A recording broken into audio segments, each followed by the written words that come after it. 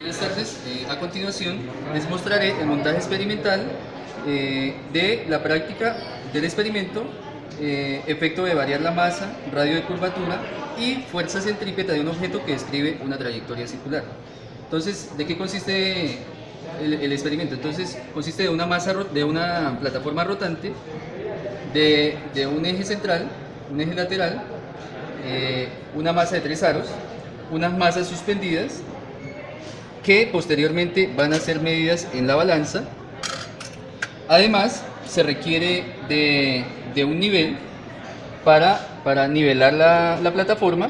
Esta nivelación se obtiene cuando la gota de aire está centrada.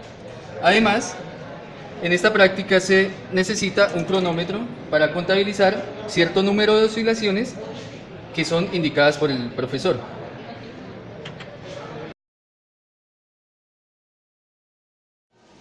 En esta práctica se quiere conocer cómo varía la fuerza centrípeta de un objeto en el cual se va a mantener un radio constante, es decir, la distancia entre este eje lateral y este eje central.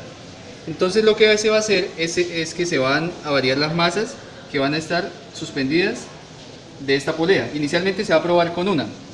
Entonces lo que se hace es suspender esta masa y ajustar el indicador para posteriormente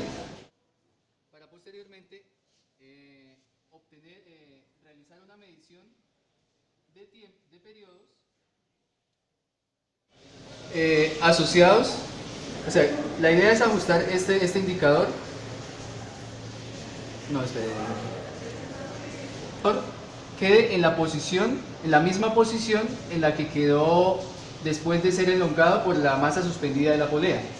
Entonces, cuando ya obtengo esa velocidad angular, el siguiente paso es contar cierto número de oscilaciones. Y con ese número de oscilaciones, con ese tiempo, se puede obtener el periodo. Conociendo el periodo, puedo conocer el periodo y la masa suspendida, puedo conocer la fuerza centrípeta. El siguiente paso es utilizar una masa diferente y suspenderla de la polea. Entonces se utiliza otra masa, se añaden más masas, las cuales van a elongar este resorte. Entonces se ubica nuevamente el indicador y posteriormente se obtiene nuevamente una velocidad angular de tal manera que el indicador quede justo en la posición en la cual quedó cuando fue elongado por las masas suspendidas de la polea.